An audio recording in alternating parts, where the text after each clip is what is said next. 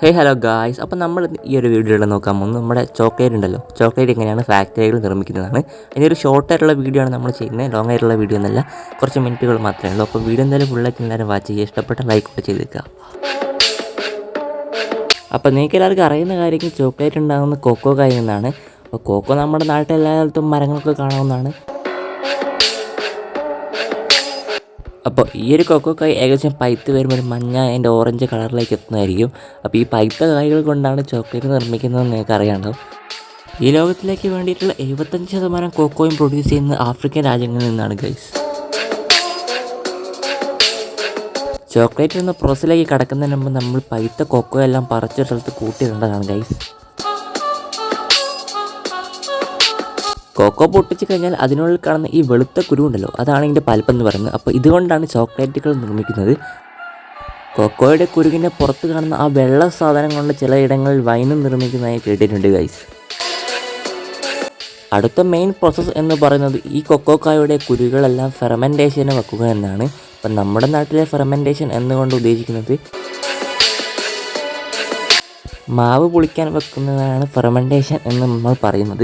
അപ്പോൾ കൊക്കോക്കായ് ഫെർമെൻറ്റേഷന് വെച്ച് കഴിഞ്ഞാൽ അതൊന്നെങ്കിൽ വലിയ ബോക്സുകളിലാക്കി സൂക്ഷിച്ച് വെക്കുന്നതായിരിക്കും, അല്ലെങ്കിൽ ഏതെങ്കിലും വലിയ റൂമിലിട്ട് അതിന് മുകളിൽ ചാക്ക് കൊണ്ട് അടച്ച് മൂടി വെക്കുന്നതായിരിക്കും. ഫെർമെൻറ്റേഷൻ കഴിഞ്ഞ് കഴിഞ്ഞാൽ അടുത്തതായിട്ടുള്ള മെയിൻ പ്രോസസ്സാണ് ഈ കൊക്കോ കുരുകൾ ഉണക്കുക എന്നുള്ളത്. അത് നന്നായിട്ട് വെയിൽ തട്ടുന്ന ഒരിടത്ത് തന്നെ നന്നായിട്ട് ഉണക്കാൻ വെക്കുന്നതായിരിക്കും. കാരണം ഈ കൊക്കോ കുരുകളിൽ ഏകദേശം 7% വെള്ളം മാത്രമേ പാടുള്ളൂ. അതിനെന്താണ് കാരണം എന്ന് ചോദിച്ചാൽ, നിങ്ങൾ ഈ കൊക്കോ കുരുകൾ പൊടിക്കുന്ന സമയത്ത് അതൊരു വെള്ളം പോലെ ആകാതിരിക്കാനാണ്. കറക്റ്റ് ചോക്ലേറ്റ് ഉണ്ടാക്കുന്ന ആവശ്യമുള്ള പൊടി പോലെ കിട്ടേണ്ടതിൻ്റെയാണ് ഈ 7% വെള്ളം എന്നുള്ളത് പറയുന്നത്. ഈ ഉണക്കിയെടുത്ത ചോക്കോ കുരുകൾ നന്നായിട്ട് പാക്കറ്റ് ചെയ്തതിനു ശേഷം ഇതിൻ്റെ ഫാക്ടറികളിലേക്ക് അയക്കുന്നതായിരിക്കും ഗൈസ്. ആ ഫാക്ടറി വെച്ച് ഇത് നന്നായിട്ടൊന്ന് പ്രോസസ് ചെയ്ത് ഇതിൻ്റെ മുകളിൽ അയക്കും കാര്യങ്ങളൊക്കെ മാറ്റുന്നതായിരിക്കും. കാരണം ഇത് ഉണക്കുന്ന സമയത്ത് ഇതിൻ്റെ മുകളിലുള്ള മണ്ണും കല്ലൊക്കെ പോക്കേണ്ടിയിട്ടാണ്. ഇതൊന്ന് ഫിൽട്ടർ ചെയ്തും എടുക്കുന്നുണ്ട് ഗൈസ്. അതിന് പ്രത്യേകതരം സാങ്കേതിക വിദ്യകൾ ഉപയോഗിച്ച് നന്നായിട്ടുള്ള ഫിൽട്രേഷനാണ് ഇത് ചെയ്യുന്നത്. കാരണം ഇതിൻ്റെ മുകളിൽ ചളിയും കാര്യങ്ങളൊക്കെ പോകണ്ടേ ഗൈസ്.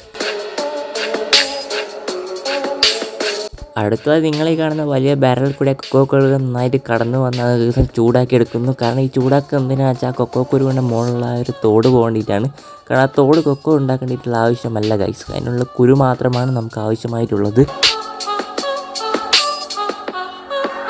നമ്മളിവിടെ പ്രോസസ്സിംഗ് ഒക്കെ കഴിഞ്ഞ് വെച്ച ഈ കുരുക്കൾ നന്നായിട്ട് ടെസ്റ്റിങ്ങിലേക്ക് പോകുന്നതായിരിക്കും. കാരണം ചോക്ലേറ്റ് ഉണ്ടാക്കാൻ അനിവാര്യമായ കുരുക്കളാണോ എന്നറിയണ്ടേ ഗൈസ്. ഗുണനിലവാരമുള്ള കുരുക്കൾ മാത്രമാണ് ചോക്ലേറ്റ് ഉണ്ടാക്കാൻ എടുക്കുന്നതെന്ന് നിങ്ങൾക്ക് അറിയാണ്ടാവും. അടുത്തതായിട്ട് ഈ കുരുക്കളുടെ മുകളിലുള്ള തോട് പോക്കാൻ വേണ്ടിയിട്ടുള്ള ക്രഷിംഗ് ആണ് ഇവിടെ നടന്നുകൊണ്ടിരിക്കുന്നത്. ഈ വലിയ മെഷീനാണ് ഈ കുരുക്കളെ ഒരു പരമാവധി അളവിൽ ക്രഷ് ചെയ്തെടുക്കുന്നു. ഈ ക്രഷ് ചെയ്യുന്ന സമയത്ത് തന്നെ അതിൻ്റെ ഉള്ള തോടും കാര്യങ്ങളൊക്കെ വേർതിരിച്ച് വരുന്നതായിരിക്കും ഗൈസ്. അതൊരു പ്രത്യേക തരം ഹെയർ കടത്തി വിട്ടേച്ച് അതിൻ്റെ തോടും കാര്യങ്ങളൊക്കെ മാറ്റിയെടുക്കുന്നതായിരിക്കും ഗൈസ്. അത് പിന്നെ ഒന്നുകൂടി ഒന്ന് ഫിൽട്ടർ ചെയ്തെടുക്കുന്നതായിരിക്കും. അതിന് ശേഷമായിരിക്കും നമ്മൾ ഇതിന് കാണുന്ന ചോക്കോ കുരുകൾ റെഡിയായി കഴിയുന്നത്. അടുത്ത പ്രോസസ്സ് എന്ന് പറയുന്നത് നമ്മൾ ഈ റെഡിയാക്കി വെച്ചിട്ടുള്ള ഈ ചോക്കോ കുരുക്കൾ പൊടിച്ചെടുക്കുന്നതാണ്. ഇത് നല്ല രീതിയിൽ തന്നെ പൊടിച്ചെടുക്കുന്നതായിരിക്കും നിങ്ങൾ ഈ കാണുന്ന പോലെ തന്നെ.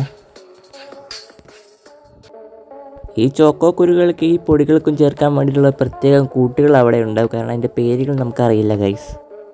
ഇതെല്ലാം ചേർത്ത് കഴിയുമ്പോഴത്തേക്കും നമ്മുടെ ചോക്ലേറ്റ് ഏകദേശം ഈ ഒരു പരുവത്തിലായി കാണും. കാരണം ഇതൊരു പ്രത്യേക ക്രീം പോലെ ഈ ചോക്ലേറ്റുകൾ അരച്ചെടുക്കുന്നതായിരിക്കും ഗൈസ്. ഈ ചോക്ലേറ്റ് ഉണ്ടാക്കുന്നത് പല വിധത്തിലാണ് ഗൈസ്. ചില കമ്പനികൾ ചില വിധത്തിലായിരിക്കും ഉണ്ടാക്കുക. ഏകദേശം പ്രോസസ്സ് ഇതുപോലെ തന്നെയായിരിക്കും വരിക.